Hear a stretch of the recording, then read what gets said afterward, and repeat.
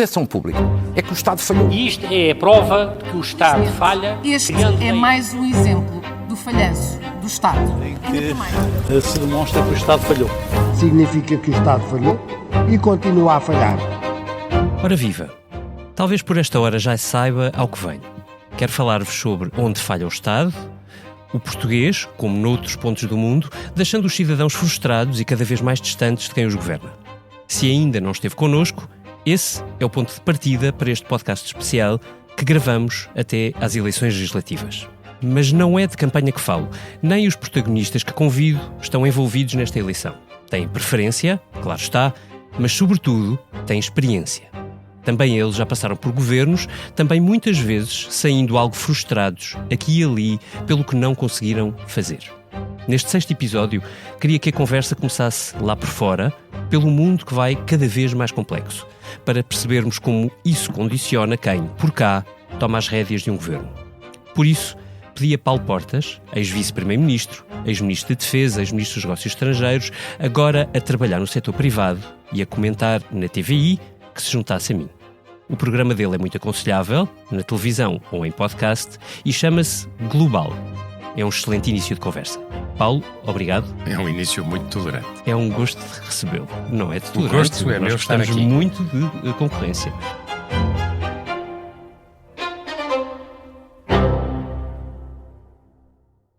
Se gosta de ouvir podcasts, conheça a oferta que o Expresso tem para si. Da política à economia, ciência e cultura, passando pelo desporto. Entrevistas marcantes, análises e perspectivas que fazem a diferença. Ouça em expresso.pt e nas principais plataformas de podcast. Expresso. Liberdade para pensar. Comecemos por aqui. O mundo é hoje mais interdependente do que nunca. E enquanto isso são eleitos governos, vários, que clamam e anseiam por recuperar os instrumentos de decisão para os próprios países. Os governos têm hoje menos capacidade de servir os seus eleitores? Vamos lá ver, o mundo é felizmente mais interdependente, porque em condições normais e racionais a interdependência é um fator de estabilização relativamente ao potencial de crise ou de tensões. Ou seja, quando uns dependem de outros, todos, no fim do dia, têm algum interesse em preservar essa estabilidade. Sucede que há uma certa abdicação da racionalidade hoje em dia na definição das políticas públicas. Eu acho, se calhar já lá iremos, que isso tem a ver com a função do algoritmo nas democracias, mas essa perda de racionalidade e essa tribalização da política, mas objetivamente, para voltar ao seu ponto de partida, que é parecido com o que diria o Vasco Polivalente, o mundo está perigoso. Talvez. Mas vamos lá começar pelo lado bom das coisas. A liberdade de comércio, que é aliás uma coisa que os portugueses deveriam perceber bem, porque não sendo os autores da primeira globalização, são certamente os autores da primeira globalização do comércio, a liberdade comercial foi o que permitiu o que uma revolução, seja ela de que natureza for, em termos ideológicos, não conseguiu. Ou seja, o comércio aberto permitiu que cerca de 800 milhões de pessoas deixassem a pobreza extrema e a pobreza. É uma coisa que os europeus têm uma certa dificuldade em ver, porque não aconteceu no nosso jardim. Aconteceu sobretudo na Ásia, na América Latina, no leste da Europa e menos do que podia ter sido em África. Mas houve muita gente, nós temos um mundo com 8 mil milhões de pessoas, cerca de 10% da população deixou de ser pobre ou pobreza extrema. Por cima houve, mesmo no Ocidente, durante algumas décadas, sobretudo após a Segunda Guerra Mundial, nós vimos acelerações económicas surpreendentes. David, é a liberdade económica do Ocidente que nos permitiu chegar à prosperidade. Ou, por outra, sair das ruínas da Europa e tornar a Europa o continente mais próspero. Isso dependeu da paz e do princípio da liberdade económica. E então porquê que chegámos aqui? Vamos lá. Pois, eu voltar já ao lá, ponto de eu já lá partida. irei, com certeza. Há uma coisa que, a propósito das democracias, porque na globalização convivem democracias e autocracias. Mas nas democracias, o que dá likes é o protecionismo.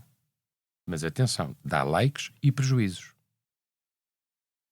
Mas as vanguardas protecionistas fazem uma pressão enorme sobre os governos que estão capturados basicamente pelas chamadas plataformas digitais. Eu, nisso, tenho uma posição muito cética sobre a margem de racionalidade na governabilidade hoje em dia.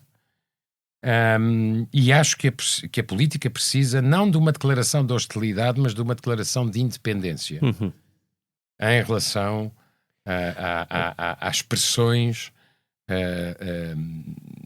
das chamadas vanguardas digitais, que são certamente pessoas com todo o tempo do mundo para clicar, insultar, ofender ou dizer coisas maravilhosas, mas muitas dessas pessoas não são verdadeiras, como se sabe, e portanto há aqui um problema, além de tudo mais, da autenticidade. São contas criadas, são perfis criados para me impressionar e para manipular os meus instintos.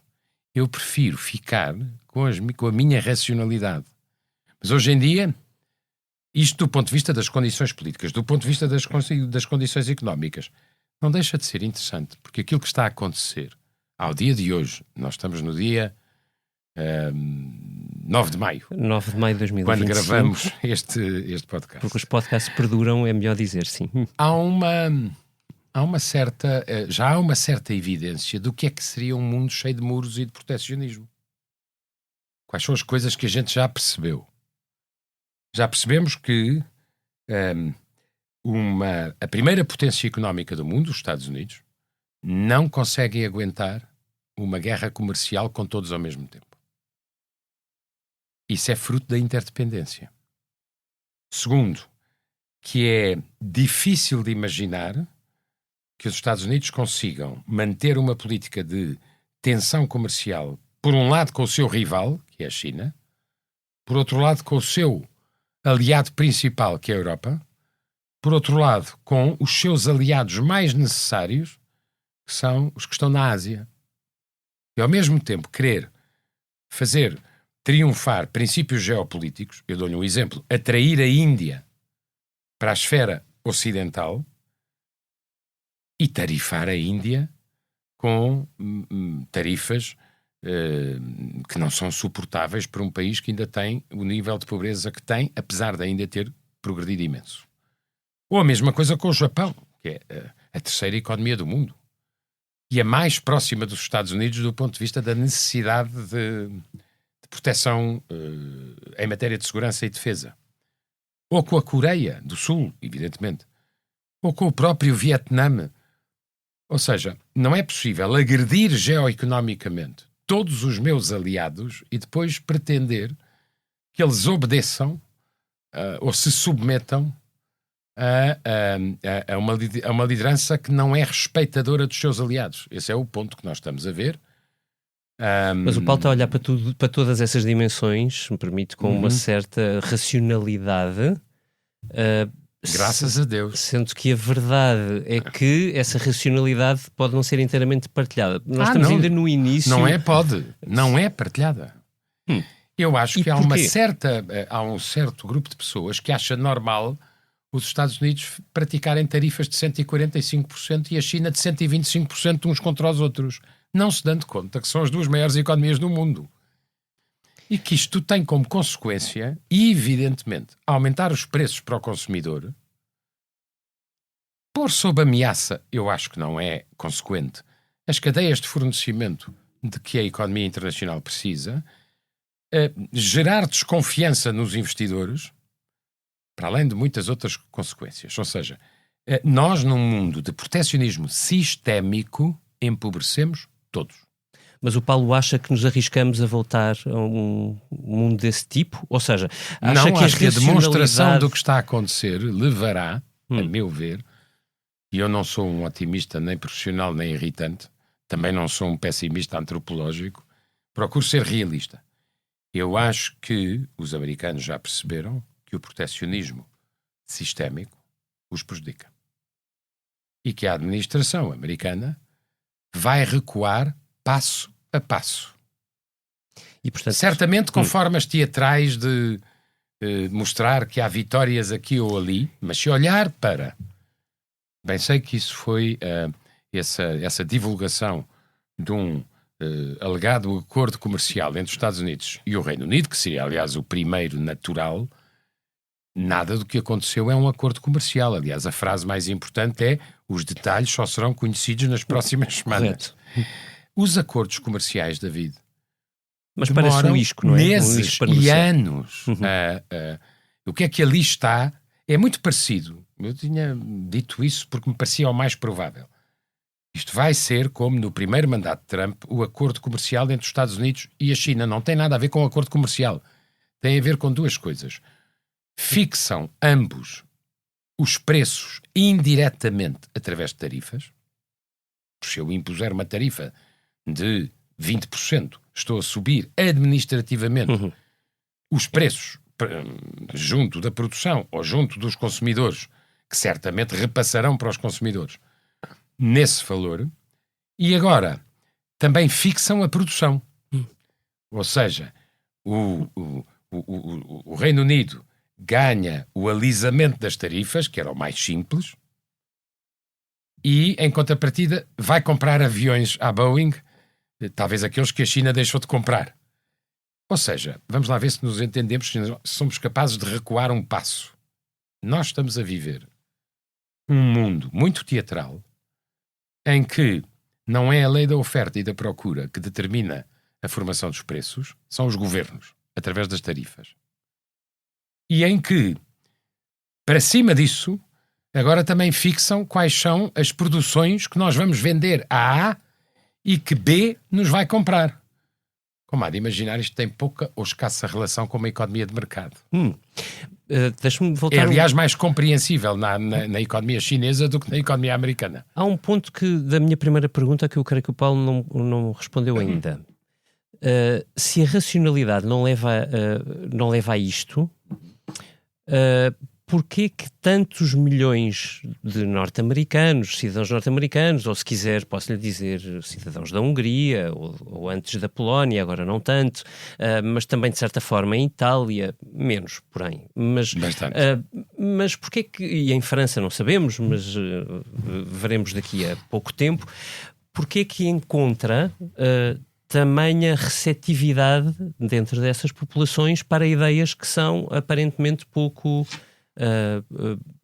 não muito boas para eles próprios, digamos assim. Vamos lá ver. A internet é uma das mais espantosas revoluções que o mundo sofreu e viveu e aproveitou. E sobre isso não há nenhuma dúvida. Eu concentro-me no papel que as redes sociais hoje em dia têm na política ocidental. E chamo a atenção que este problema é um problema do Ocidente. Ele não existe na China por razões óbvias. Certo. Porque tem censura, que é uma coisa... Exatamente. Tal como na Rússia ou como em alguns outros... Mas atenção, não existe também em países orientais como o Japão ou a Coreia, cuja adição às redes sociais é muito inferior à dos europeus. Bom, há muitos rankings para verificar quantas horas do dia, em 24, que eu saiba não mudaram, nenhuma autoridade nem científica nem teológica mudou as horas do dia, quantas horas por dia as pessoas gastam na chamada democracia digital. E eu acho que ela é o fator determinante das escolhas eleitorais hoje em dia, e a política mudou de natureza. Ou seja, o Paulo acha, se consigo interpretar bem, que o erro é provável. Que a origem destes movimentos não é tanto na falência do capitalismo económico, é sobretudo cultural. É isso? Não, é até instrumental, é tecnológico. Qual é, só terminar a minha ideia, certo, que não é popular, mas é a minha, qual é o mantra do algoritmo que entrou em nossas casas como cidadãos com o desenvolvimento das plataformas digitais? Qual é o mantra? Eu começo por lhe fazer assim uma pergunta. O mundo, segundo David Diniz, hoje em dia tem mais discórdia ou concórdia do que há 20 anos atrás? Aparentemente mais discórdia. E eu acho que aparentemente é um ato de diplomacia, tem mais discórdia. É um ato de prudência, digamos assim. Qual é o mantra do algoritmo? É a discórdia. Bom. Que depois declina em várias coisas. Temas complexos, como são a maioria dos temas contemporâneos, viram simplificações extremas. O caso mais evidente são os 142 caracteres. Que, aliás, já não são 142. Certo, já subiram um bocadinho. Mas como é que é possível falar de migrações, demografia, envelhecimento, alterações climáticas, problemas energéticos com simplificações extremas? Bom, primeiro ponto. Segundo, há de reparar que a abreviação do conhecimento depois leva a uma escalada muito rápida em que os argumentos viram insultos. E as sociedades ficam mais tribalizadas. No fim do dia, e eu acho que esta é a coisa mais grave que pode estar a acontecer às democracias, muitos cidadãos já não estão interessados em saber o que aconteceu, em perceber as causas, em ouvir argumentos, estão apenas interessados em ler, ver e ouvir coisas, independentemente de ser verdadeiras ou não, que confirmem os seus preconceitos. É aqui que eu acho que a ravina começa, ou seja, é nós deixarmos de ter curiosidade pelo conhecimento e só querermos afirmações tribais do nosso fanatismo. O Paulo está a descrever uma manipulação gigantesca, mas uma manipulação. Sim, mas é evidente que o algoritmo não é uma criação de Deus. Certo. Vamos lá ver se Como nos é que entendemos. o Paulo interpreta... Deixa-me só dizer Sim. isto, que a última... Quando eu digo há esta vertigem, depois conduz a um ponto que a inteligência artificial, que tem coisas absolutamente extraordinárias, eu não tenho uma posição de princípio sobre a inteligência artificial, mas quando ela chegar a fundo aos sistemas políticos, democráticos, o David começará a receber no seu telemóvel factos que nunca aconteceram. Discursos que nunca foram feitos. Com uma credibilidade na imagem, na voz e no vídeo, se quiser, absoluta. A partir desse momento, que não está distante, nós vamos crescentemente ser incapazes de distinguir o falso do verdadeiro. Quando não se é capaz de distinguir o falso do verdadeiro, a probabilidade de errar é enorme. E isto tem uma aplicação àquilo que o David me perguntou. Eu acho que as escolhas são cada vez menos racionais e cada vez mais dirigidas pelos nossos instintos. Se reparar, a política hoje em dia virou identitária, deixou de ser doutrinária. Quando eu julgo tudo por questões identitárias, há duas coisas que acontecem certamente. Reduzo a minha tolerância e reduzo a tolerância dos outros comigo. Isso não acaba bem. Oh, Paulo, e o que é que isso faz aos governos nacionais, digamos assim? Ou seja, como é que se governa nisto? Torna-os muito... Hoje em dia, governar, não quero ser injusto, mas em muitos casos, governar é colecionar likes. Ora, governar não é colecionar likes. Há coisas que têm que ser feitas que não dão likes. Bom. Governar é fazer o que tem que se fazer, do ponto de vista do bem comum. Mas há uma captura relativa das instituições por estas agendas de vanguarda. Bom, seja como for. Eu acho que há bons sinais. Eu acho que há sinais... Eu dou um exemplo. Vou usar o G7 porque é o que me convém mais, porque são poucos, são só 7. Em 3 meses, há 2 primeiros-ministros com currículos fora de série. Já não acontecia há muito tempo. Está a falar do Mark Carney? Estou a falar do canadiano e estou a falar do alemão. Ambos políticos, mas completamente independentes da política. E ambos com pensamento próprio estabelecido há muito tempo. E com um currículo profissional. Eu acho que os canadianos escolheram o melhor economista que podiam no Canadá para contrariar Trump. Com o peso de um extraordinário currículo. Um homem que esteve Goldman Sachs em Tóquio, em Londres e em Nova Iorque, e depois governador do Banco Central do Canadá, e depois governador do Banco Central do Reino Unido. Certo. Ouça, é um currículo pesado, é um currículo que impressiona. não estávamos muito habituados nos últimos tempos a estas escolhas. Merz é, por mérito próprio, o único crítico de Merkel que sobreviveu à era Merkel na Alemanha. Nunca foi bem amado na política.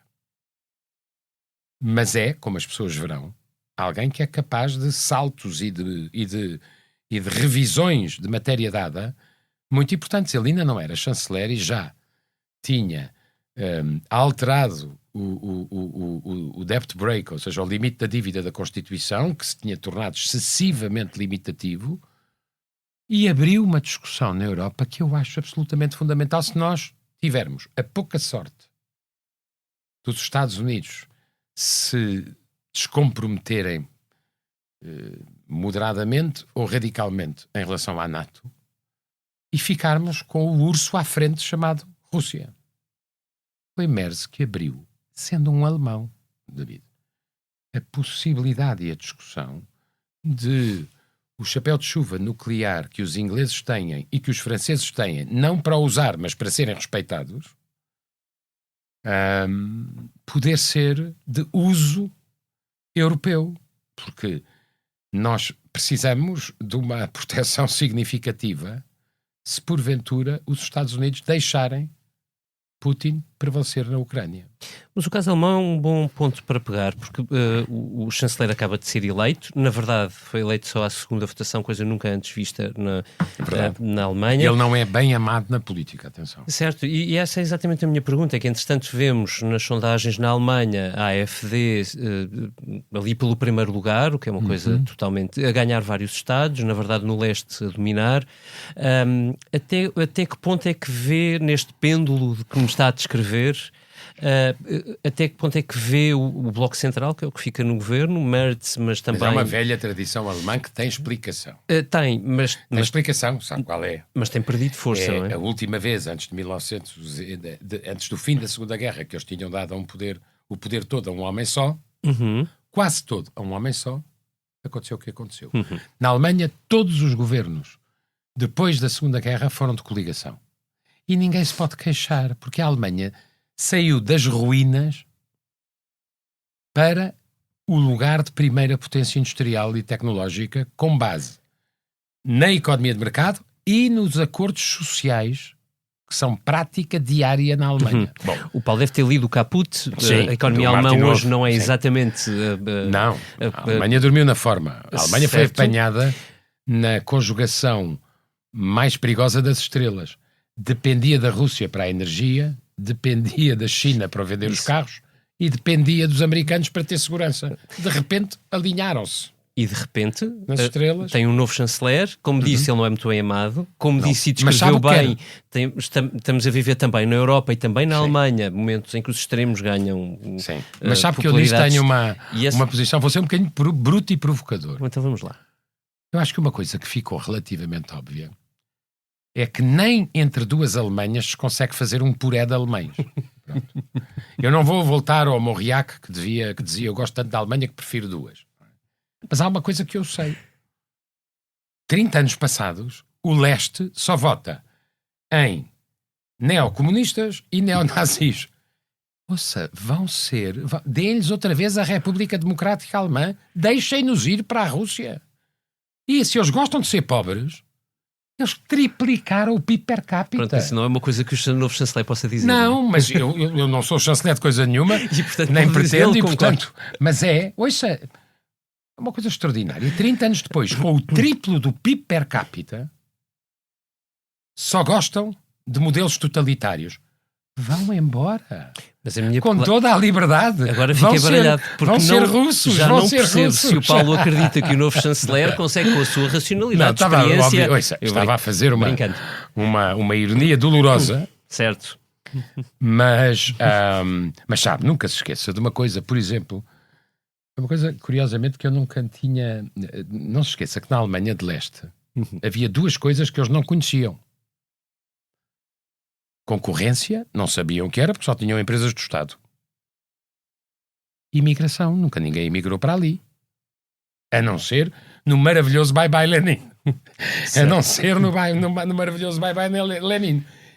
E, portanto, de repente, eles viram-se num mundo novo em que é preciso ser bom para competir e em que é preciso força laboral que pode não ser exatamente só alemã, e não gostaram. Pronto. Deixa-me voltar, ir um bocadinho para o lado e pôr isto no retrato maior, se quiser. Nós estamos com uma guerra na Europa, uma outra prolongada que é dura e arriscada em Gaza. Vivemos uma tensão entre duas potências nucleares, Índia e Paquistão. O presidente Putin, este fim de semana, recebeu o presidente Xi Jinping em Moscovo. Há guerras comerciais, tensões cambiais e um certo risco de proliferação nuclear neste cenário todo. Portanto, em suma, temos que é uma maravilha. Falta sempre a puxar para o otimismo. Como facto. E é um novo Papa que se chama Leão XIV, com uma homenagem evidente ao autor da Rerum Novarum. Pronto, só para completar esse cenário que é assim mais para o pessimista. Eu percebi a nota positiva, ou otimista.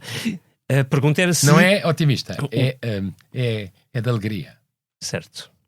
Uma coisa diferente. Mas... Este movimento vai levar o Ocidente para que sítio, Paulo? Bem, a primeira coisa que eu acho é muito interessante a sua pergunta, porque tudo o que está a acontecer revela uma fraqueza superior àquela que ainda era expectável do sistema das Nações Unidas.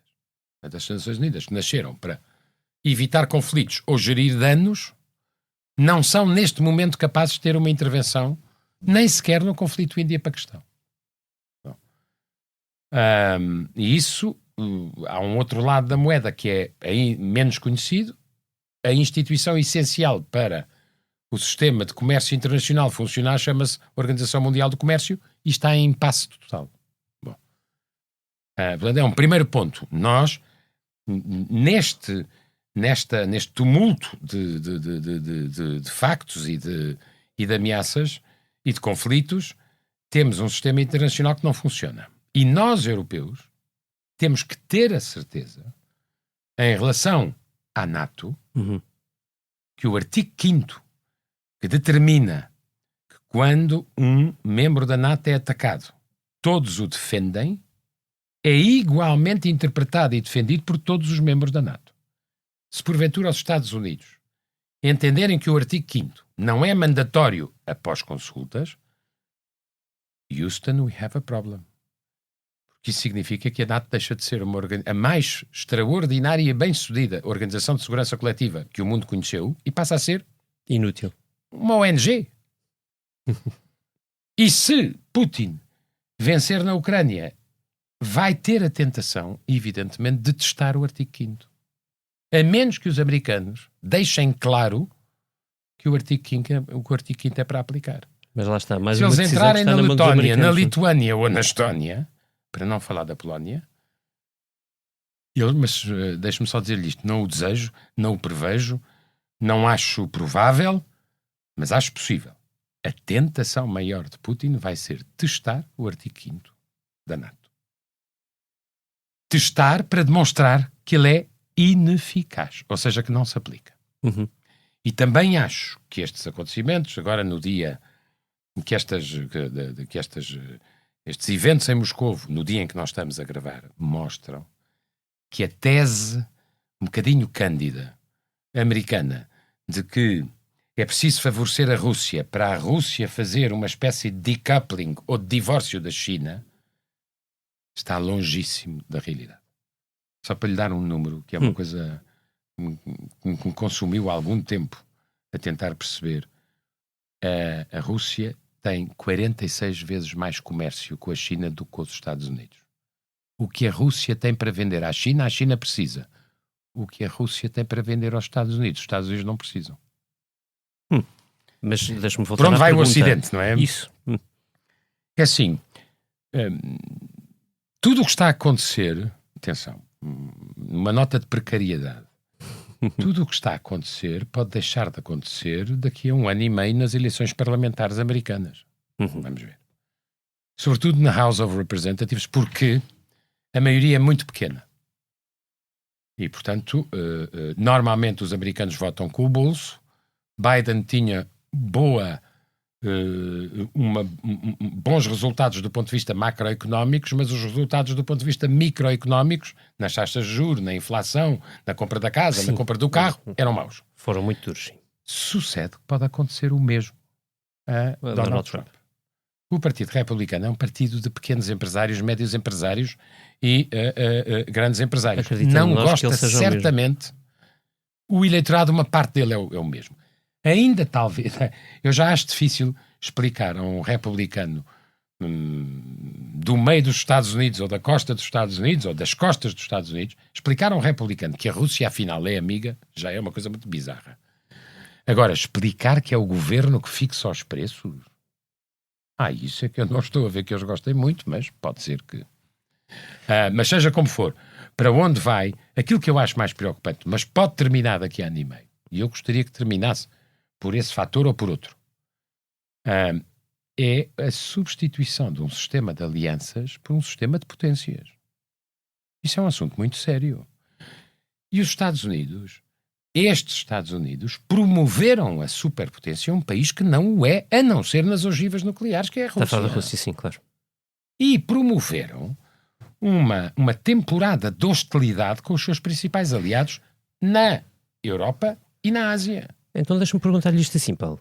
É um bocado estranho conseguir configurar o Ocidente se esta tentação tiver consequência. Mas atenção, pode não ter. Sim, mas o Paulo, por exemplo, falava-nos das eleições intercalares norte-americanas. Deixa-me perguntar-lhe isto assim. Quão grandes são as consequências deste ano e meio? Até onde é que elas... até onde é que podem ser reversíveis, percebe? David, a pergunta Qual é a capacidade destruidora disto? A pergunta é muito inteligente, porque há coisas que são difíceis de reparar. E a primeira delas chama-se confiança. Porque grande parte das nossas certezas, com as quais nós nascemos, crescemos, fomos educados, aproveitámos e beneficiámos da paz, garantida pela NATO, por exemplo, ou pela liberdade de comércio e de empreendimento e, portanto, pela capacidade das sociedades ocidentais terem mobilidade social e progresso, tudo isso parece ruir à nossa frente, mas pode ser que seja apenas virtual. E não se chega à consequência. Eu acho que os americanos, há um erro nisto, que é este. Os americanos, esta administração americana, tende a pensar que a América não precisa do mundo e que o mundo não precisa da América. As duas coisas estão erradas. E se havia um momento para ter cumplicidade estratégica entre os Estados Unidos e a Europa, respeitando o facto de serem concorrentes em muitos setores económicos, mas cumplicidade estratégica relativamente à contenção da China era agora. Porquê? Porque a China finalmente tem problemas de economia desenvolvida. A China ainda é considerada a economia em desenvolvimento por uma bizarria das organizações internacionais. Mas a China está a lutar para conseguir ter 5% de crescimento. É metade daquilo que os chineses estavam habituados. Teve o índice mais baixo de investimento estrangeiro neste século, no ano passado. Tem um risco de deflação que não é pequeno, que lembra o que aconteceu ao Japão. Tem, enfim, limitar-me a citar o facto, deixou de publicar estatísticas sobre desemprego juvenil. Eu não vejo nenhuma boa razão para deixar de publicar estatísticas sobre desemprego juvenil se não houver um problema, num regime autoritário, naturalmente. E, portanto, a China tem os seus problemas. Talvez fosse o momento para os Estados Unidos e a Europa, com inteligência e com os seus aliados na Ásia, conterem essa expansão. Portanto, o Paulo espera... E saberem olhar para o mundo que não se esgota nas duas superpotências. Repare uma coisa. Olhe para a África. Olhe para a América Latina. Olhe para certas regiões da Ásia. Há países que ainda são pobres, precisam de ter boas relações com os Estados Unidos, com a China e com a Europa. Não podem escolher. Precisam de progredir mais. Bom, e, portanto, eu, por exemplo, se tivesse...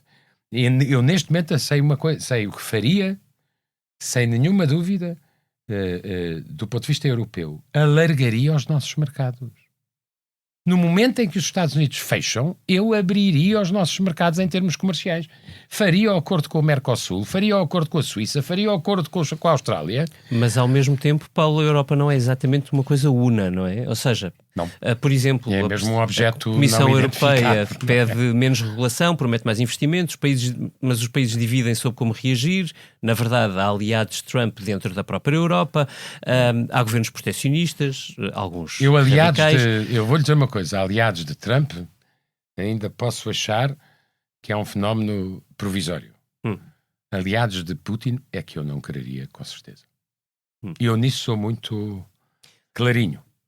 Quem estiver na Europa a boicotar a nossa capacidade de defesa perante aquele político imperialista que é o presidente russo, que acha que a fronteira da Rússia, em termos de segurança, é a antiga fronteira da União Soviética, onde estão países europeus, isso é que não. Eu nisso não dou aos meus inimigos as armas para me destruir. Vê que nesta situação a Europa consiga reagir reposicionando-se? Eu acho que tenha não. Força para isso? Eu aí tenho uma tese muito particular. Eu acho que Trump é apenas o acelerador. O refundador chama-se Mário Draghi, e é bom que a gente não se esqueça. Foi ele que disse o que era verdade sobre a Europa. Começando pelo substantivo mais perigoso. Se não fizerem nada disto que eu vos estou a dizer que têm que fazer, é o declínio. E isso significa que nós deixamos de ser um epicentro de criatividade económica e tecnológica e passaríamos a ser, eu acho que não seremos, o melhor museu do mundo para visitar. Mas já não somos o futuro. Que o mundo não é eurocêntrico, nós já sabemos. Que o epicentro de gravidade económica do mundo passou para a Ásia-Pacífico, nós também já sabemos. Que um dos fatores de maior risco geopolítico e geoeconómico está no Oriente, chama-se Taiwan, também sabemos. Agora, o que Draghi diz é que nós temos 3 problemas, um deles muito difícil de resolver, sobretudo num mundo, numa democracia de gritaria. Eu acho essencial que, feitas as eleições, feitos os debates, que haja capacidade de compromisso entre forças políticas, porque isso sempre existiu e foi parte da nossa prosperidade. Como é que você acha que a Alemanha saiu da desgraça até onde chegou? Ou a França? Ou o Reino Unido? Não foi aos gritos, foi com compromissos. E como isso hoje em dia é impossível, o primeiro problema que Draghi põe é difícil de resolver, porque demora muitos anos. E tem a ver com a demografia da Europa. A Europa tem 44 anos de idade meridiana, Portugal tem 47, é o segundo caso mais sério, mais severo, a Itália tem 48. E isso condiciona, a demografia condiciona tudo o que nós podemos prever em termos de crescimento económico. Eu dou-lhe só um pequenino dado que muitas vezes escapa às pessoas. A China deixou de ser o país mais populoso do mundo no ano passado. E se os demógrafos estiverem certos, a China, no final deste século, tem metade da população atual. Essa é uma das razões pelas quais talvez a China já não consiga superar em volume a economia americana. Bom, voltando à Europa. Segundo problema, que é um problema que é quase proibido no espaço público. Pelo menos da minha experiência em Portugal. Produtividade. Portugal tem um gap em relação à média europeia de 25 pontos em termos de produtividade média por hora trabalhada. Portanto, nós temos 75% da produtividade média por hora trabalhada da UE. E a UE tem 80% da americana. Estes 2 fatores, no caso português, por exemplo, quem o explica admiravelmente é o Daniel Traça no livro dele, O Ambição. As pessoas julgam que o problema da produtividade é uma pistola apontada à cabeça de cada um. E cada um acha que é para si. Não é. É um problema de organização do trabalho de uma empresa. É pertinente para o acionista, para o gestor, para os diretores, para os trabalhadores, para os sindicatos, para toda a gente. E nós, se não conseguirmos melhorar a produtividade, não conseguimos sustentavelmente melhorar os salários médios. Terceiro problema, que é talvez aquele que devia ter aceso um semáforo encarnado em Bruxelas há uns anos atrás. A Europa saiu do pódio da inovação. Portanto, a inovação pode-se medir de várias maneiras, mas uma delas, a mais muitas vezes usada, é saber quanto é que o setor privado e o setor público em cada país investem em pesquisa e desenvolvimento. Portanto, aquilo que Parece é o valor acrescentado do futuro e a inovação. Awakening agora, mas porventura um bocadinho tarde. Não, há uma... Neste momento o pódio define-se assim, tirando a Coreia do Sul e Israel, que são os países mais inovadores do mundo. Os Estados Unidos investem em inovação 3,6% do PIB. Mais do que em defesa, ao contrário do que se pensa. O Japão, 3,3%. A China, 2,6%. E a Europa, 2,22%. Só há 4 países europeus inovadores acima dos 3%, que é o parâmetro de boa competitividade em termos de inovação. Se nós não nos entendermos nem para isto, ou seja, se governa quem governar, setor privado e setor público têm que ser incentivados a investir em investigação, que depois é transformada em produto, que depois é colocada no mercado. E, portanto, não se trata apenas de investigação abstrata, trata-se também de investigação aplicada. E olhar para isso com toda a naturalidade, a primeira é necessária, a segunda é indispensável neste momento em termos económicos. Se não percebermos que um dos triunfos americanos, eu espero que não seja destruído, é a relação fantástica entre ciência e capital, entre universidade e empresa, não é? Nós temos que... estes 3 problemas, além da defesa, demografia, produtividade e inovação, não, como eu acho que o David reconhecerá, não ocupam nem 5% do espaço público das discussões. Não, eu aliás estava a ouvi-lo e a pensar na pergunta seguinte que havia de ser: nós estamos numa campanha eleitoral que está quase a acabar e eu não ouvi nenhum desses 3 tópicos a ser discutido em momento algum da campanha eleitoral. E os políticos em Portugal podem ignorar o que se está a passar? Não deviam. Porque a borboleta que bate as asas no Oriente também cá chega. Em todo caso. E neste caso o Paulo está a falar de coisas que nem sequer estão no Oriente, estão mesmo aqui ao lado. Não, então, em problemas especificamente europeus. Não, mas estava a considerar uma coisa. Eu acho que eu tenho esperança que o liberticídio tarifário dos Estados Unidos venha a ser revisto passo a passo, caso a caso, porque aquilo faz muito mal aos Estados Unidos. Mas, a brincar, já perdemos quase meio ano do ano de 2025. Eu acharia prudente incluir nos cenários macroeconómicos que foram publicados, mesmo com a incerteza, que eu compreendo, alguma derivada do que isto custa em termos de crescimento, do que isto pode custar às exportações e outras incidências. E, portanto, isso manifestamente não aconteceu, nem nos nem noutros. Bem, e nos mais recentes, então não se imagina, porque aquele cenário macroeconómico levava-nos para um déficit de 14%. Era simplesmente, numa eleição, deitar tudo fora o que tínhamos ganho em 12 anos. Paulo, a última vez que estive num governo foi Estou a falar governos... daquele outro partido que grita muito. Eu sei. Acho que as pessoas que nos estão a ouvir perceberam. Dizia o Paulo, a última vez que esteve num governo foi num governo especialmente difícil, duro, com muitas condicionantes financeiras e não só. Só estive em governos que tiveram que governar em circunstâncias difíceis. Isso é verdade. Um era um procedimento por déficit excessivo e o segundo foi para ir à falência. Não é uma brincadeira, não é? Bem pior. Que margem de manobra Mas é que há uma coisa já vê... agora para ser positivo. Eu acho extraordinário, e espero que isso nunca seja posto em causa, pelo menos nas próximas décadas, o facto de os portugueses terem aceito um consenso com diversas formas para lá chegar, não vou discutir isso, mas um consenso básico, segundo o qual é bom termos orçamentos equilibrados. É mau termos excesso de endividamento.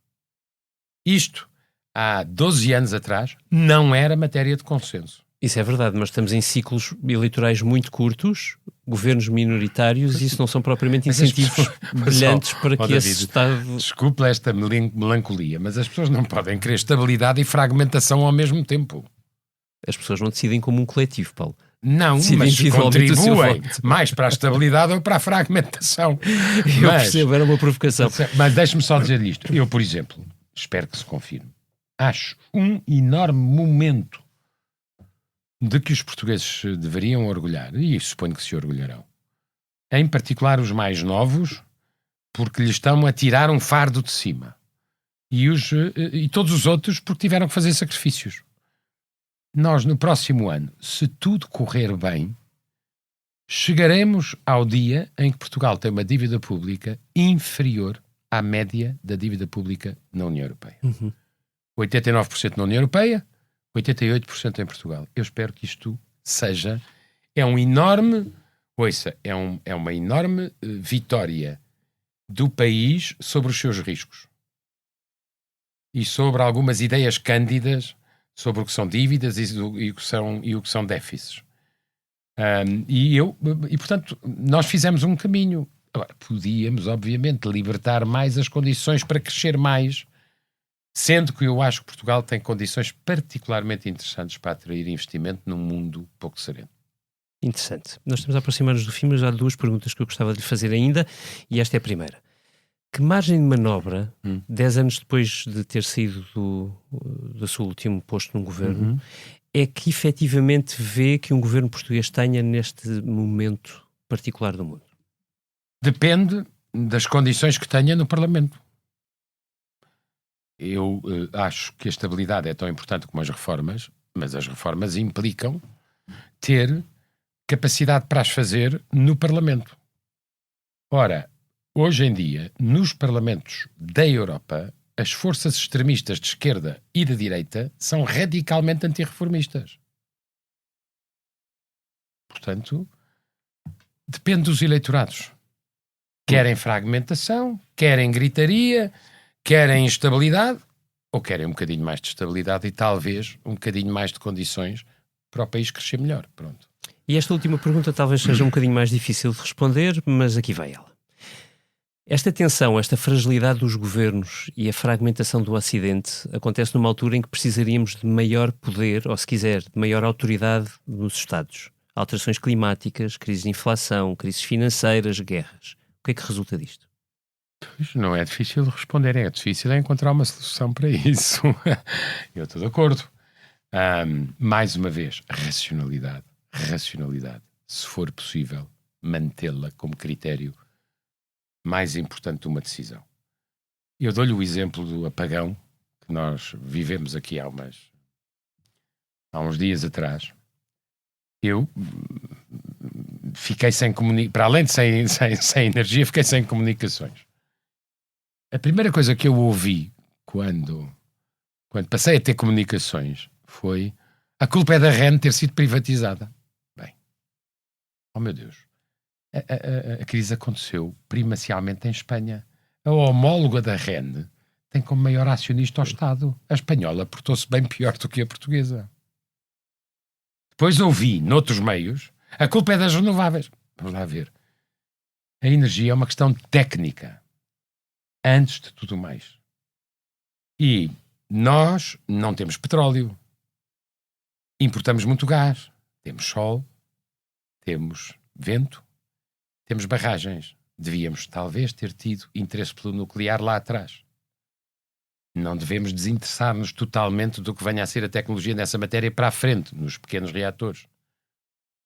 Mas, quer dizer, isto, o que acontece não significa... A culpa não é das renováveis. A culpa, muito provavelmente, quando se apurarem os dados todos, é de erros de gestão face ao que as organizações internacionais estabelecem como limite de utilização das renováveis para fazer experiências. Mas o mal não está nas renováveis, que são por natureza fragmentadas e dispersas e não contribuem para a dita inércia do sistema como outras, como o hídrico ou como o nuclear. Mas, portanto, está a ver como rapidamente se elimina, primeiro, o fator conhecimento. Quem mais sabe disto são, com certeza, os engenheiros. Segundo, como se elimina o bom senso. Nós, a caminho, se fôssemos atrás destas vanguardas digitais, nacionalizávamos a REN e acabávamos com as renováveis. Acha que ficávamos melhor? Eu não acho. E já agora, pois, eu digo isto porque o bom senso hoje em dia é o bem mais raro no mercado. E acredita que ele resistirá? Espero que sim. Espero que sim. Uma pergunta, Paulo, que tenho feito a todos os que por aqui têm passado. Que conselho daria a um ministro novo que entrasse no próximo governo? Coragem para agir antes que a inércia tome conta dos assuntos e bom senso, que é um produto raro no supermercado. Mas eu acho que este governo tem tido basicamente bom senso, portanto. Obrigado, Paulo. O obrigado foi meu. Foi um prazer recebê-lo neste podcast.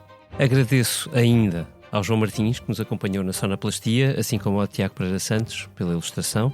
Deixo-lhe a si, que nos ouve, também um abraço. E já agora, esta informação: o 7º e último episódio desta série de Porque Falha o Estado sairá ainda esta semana, antes das eleições. Falaremos com 2 convidados, também eles especiais, sobre a crise dos partidos. Até já.